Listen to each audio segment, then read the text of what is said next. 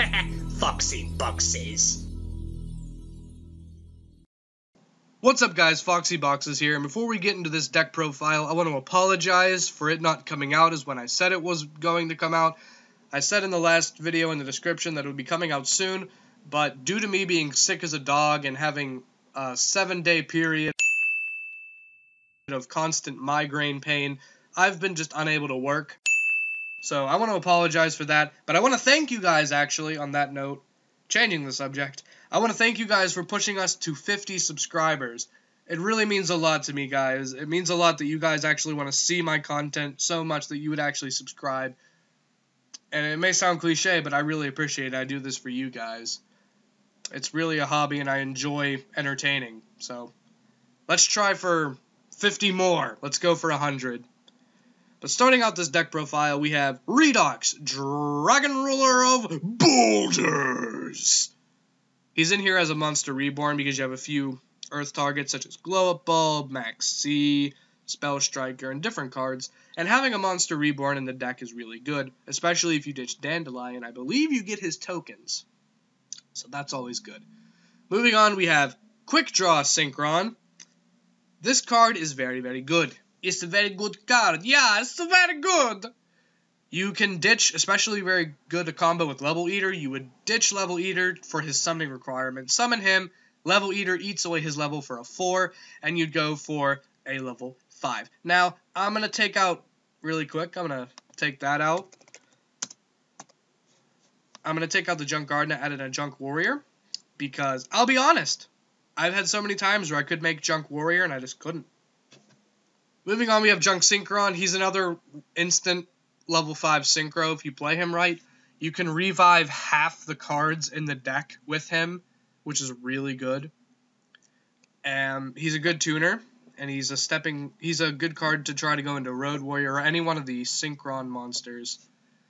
Moving on, we have Spell Striker. When you play 14 spells in the deck, you're going to have fodder to summon him. You banish a spell card to special summon him. He can attack directly, but that's not really amazing. You can even summon him in attack mode. You take no damage from an attack involving this card. So that's okay. It's not bad. But you really want him for a special summon ability. With all the tuners in here, he makes for quick synchro plays. Moving on, we have Dandelion. You're going to want this guy for his tokens. I think it's obvious why Dandelion's in here. You want him in the graveyard so you can generate tokens. This deck is more formula synchron oriented than almost anything else. You want to keep drawing. It's a very draw oriented deck, and it wants to keep momentum going to push into Quasar. Rarely do you have the stuff to make Quasar in your hand. You can, but the deck specializes in powering through the synchro plays, establishing a big field, and then just keep pushing for Quasar. And going along with that spirit, we have Doppel Warrior at 3. I think it's good at 3, personally. But Doppel Warrior allows you to generate an extra monster when a monster is specialed from the graveyard, and when he's synchroed, he allows you to make more more tokens, which you can use for another synchro summon, especially it's an easy formula synchron with a level 1 tuner. It's really good in that respect. Moving on, we have 2 Max C. This is a new addition to the deck because I found that if my opponent wants to go ham and I don't have a field to stop it, I can at least try to draw into some of my stuff. This is also a target for Redox. These are both new entries into the deck. I replaced some other things that weren't working in the previous deck version in the video. So I guess this is version 2. I mean, Max C is obvious for why it's in here. It allows you to draw, and with today's meta, special summoning is a huge thing, so you're going to be drawing a lot. Moving on, we have Synchron Explorer. This guy allows you to special summon Quick Draw Synchron for an easy level 7 play. If you have tokens on the field, he's a Road Warrior by just summoning Quick Draw Synchron, but he can summon any Synchron from your graveyard, which is a really, really good effect. Moving on, we have Level Eater. This guy is very, very good when in the graveyard. He allows you to constantly eat away your high synchro levels down, so even if you have a Windows 8, why?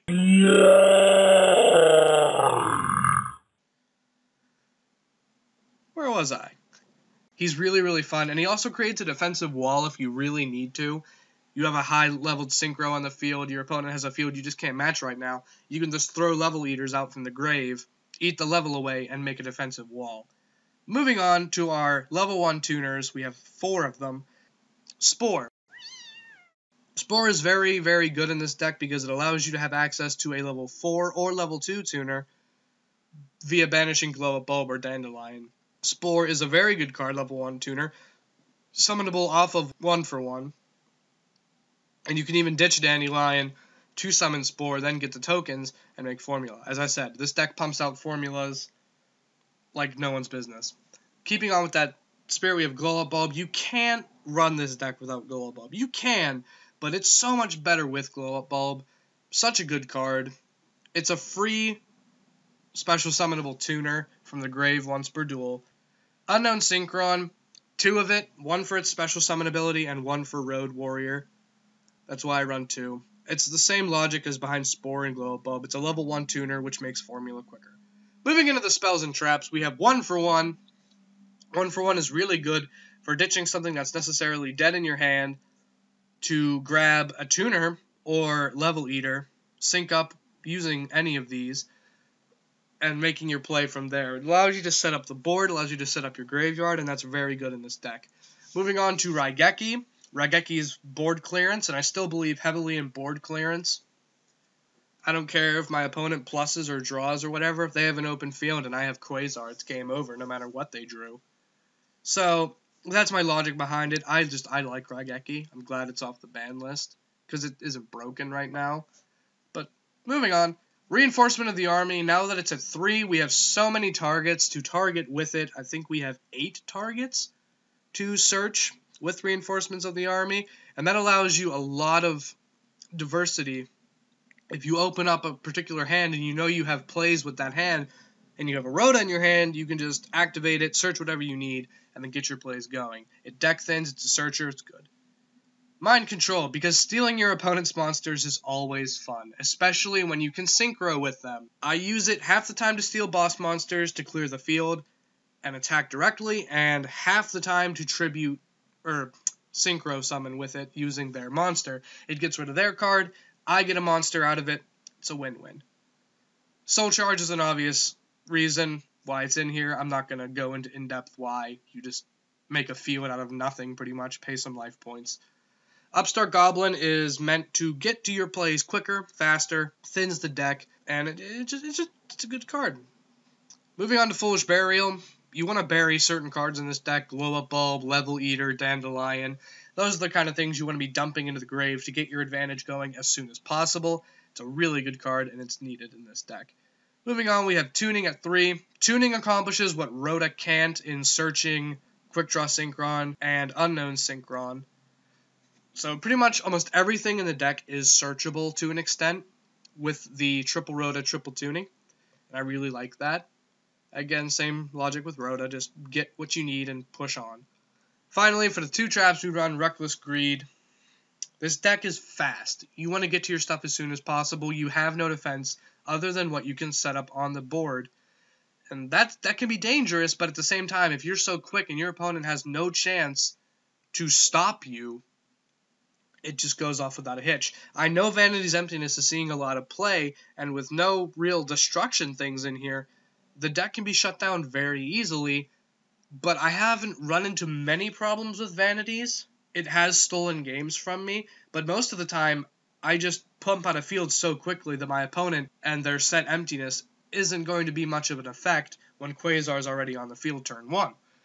So, I chose for speed over protection. But moving on to the extra deck, triple Formula Synchron. Oh, baby, a triple! Oh, yeah!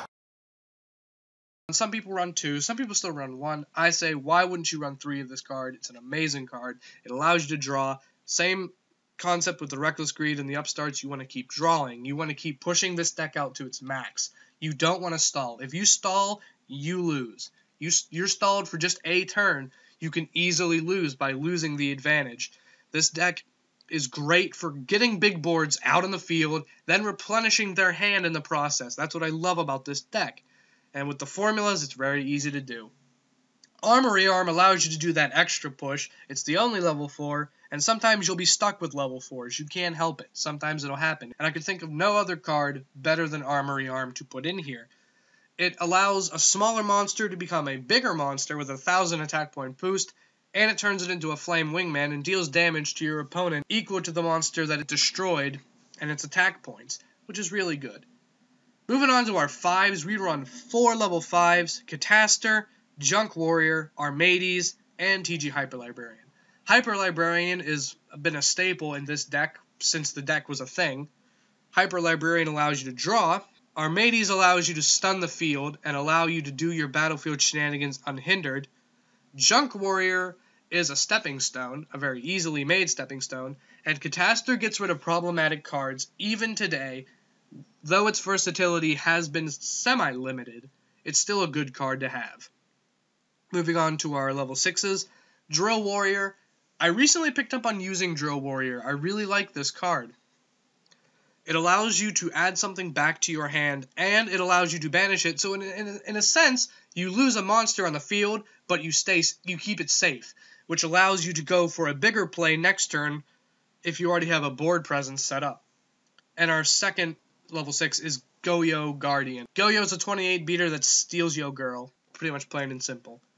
Moving on to our 7, we have Junk Archer, and I know some people would like Black Rose in the deck. You can certainly take something out to put Black Rose in. I prefer Junk Archer. He allows you to clear the field. In the video of the Synchro deck, that was very important.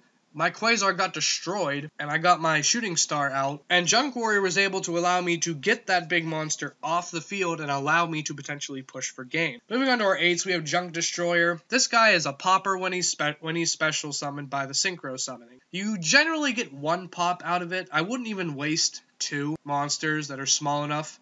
If you have 3 monsters and you can make a level 8, you should be making Road Warrior instead of Junk Destroyer. But in some certain situations, you can get a lot of pops off this guy to just decimate your opponent's field. Most likely, though, you're going to be getting the 1 pop, which is completely fine. 1 pop is still devastating depending on how you use it, and that's why he's in here. He's a 26 beater otherwise. Road Warrior allows you to continue your push and is an essential part in the Quasar shenanigans. I believe it involves the Quick Draw Synchron, the Synchron Explorer, and the Level Eater. He's part of the stepping stone that gets you to that Quasar that much quicker. Special summons a level 2 or lower warrior or machine monster from your deck, and that's very good to have. Shooting Star is explained by the boss monster of the deck, Shooting Quasar Dragon. Everyone knows what Shooting Quasar does by now. If you haven't, he basically allows you to negate anything once per turn and can attack basically 2 times if you make him with 2 level 5 Synchro monsters.